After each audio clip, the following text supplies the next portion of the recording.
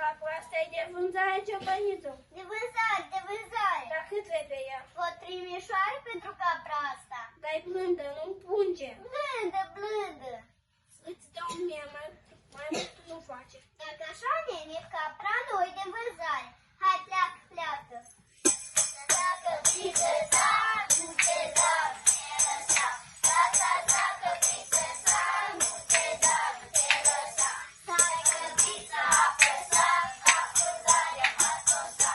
Dacă n-am mănușel, ca frunzare pătrușă. Mică-s că era flăcăi, ca să sure flăcăi. E jucat, joacă bine, dar lapte dă? Asta-i capră căpțioară, țig de oară, fără ioară.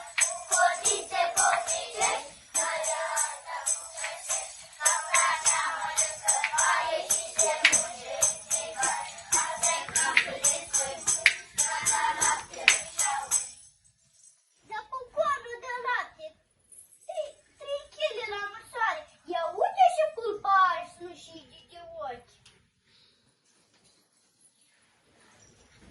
Căprița mea, căpriță, nu mai mișcă din cotiță.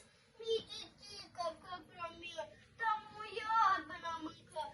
Căpriță, căprioară, cine v-a zburtat pe afară? Hai scăpați în cine poate, căprița mea de la moarte. Hai, nu mai face atâta, capra asta e de acheată. Cât de bine ne plăti, capra țăricuie.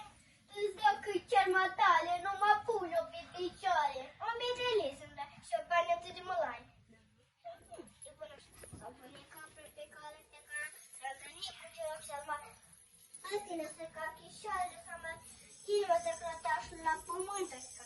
Dar știi, ori de la capul meu, puțin cap din chișoare, schina, puțin tăte sășoare, puțin tăte cu soare, puțin tăte nădeșoare. Să rămână capra curată, vigilată, cum de la Dumnezeu, dar mergă la pășură, la vorbă. Scoară căpriță, că la cum se ne-i juca? Dacă